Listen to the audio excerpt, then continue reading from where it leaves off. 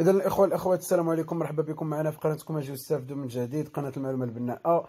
تفاجأنا بهذا الخبر المؤلم. ماريا لوبان رئيسة الحزب المتطرف الفرنسي جاءت ضد فكرة تسوية الوضعية للمهاجرين غير الشرعيين بالديار الفرنسية في ظل هذه الأجواء ديال كورونا، مقابل أن 104 اللي حنا تفائلنا البارح ديال لي ديبيتي فرونسي اللي صوتوا وتزادوا لله الحمد باش التحقوا بفرانسوا ميشيل لومبرت باش يأيدوا الوضع ديال او القرار ديال تسويه الوضعيه للمهاجرين غير شرعيين.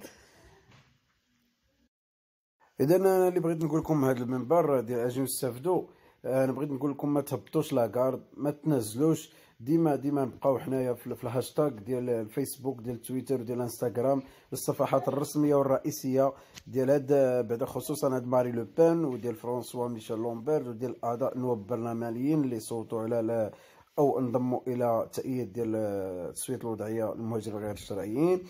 من هنا انا كنبغي نقول لها ان المهاجرين غير الشرعيين راه فيهم كفاءه واطر كبيره وشادين مناصب كبيره الان، وراكم عارفين باش خدامين. ما غاديش نقول لكم باش خدامين، راه حقاش هادشي هضرنا عليه في فيديوهات.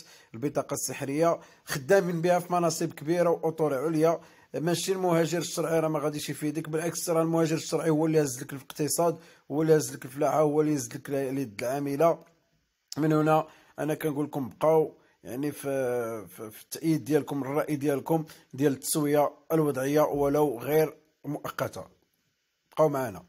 Qui adresse une lettre à Édouard Philippe pour réclamer la régularisation des sans-papiers face à l'épidémie de Covid-19.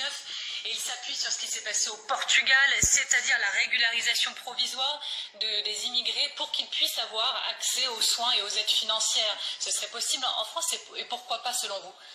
On voit qu'il y a des élus de gauche, ils partent pas la boule. À chaque fois qu'ils ont l'occasion d'avancer sur leur immigrationnisme, ils ne ratent pas une occasion de le faire.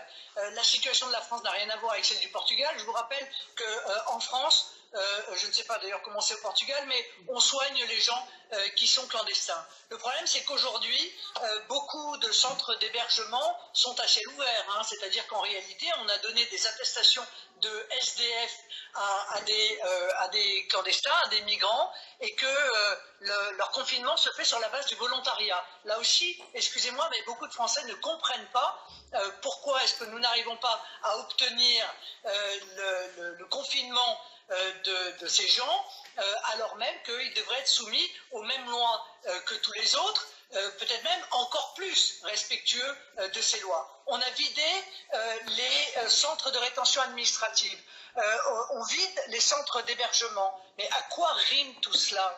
Il est évident qu'on aggrave évidemment le risque d'une diffusion de l'épidémie. Enfin, vous me direz, j'ai appris. S'ils n'ont pas accès aux soins, n'y a-t-il pas là un risque? Mais d'où ils n'auraient pas accès aux soins, madame?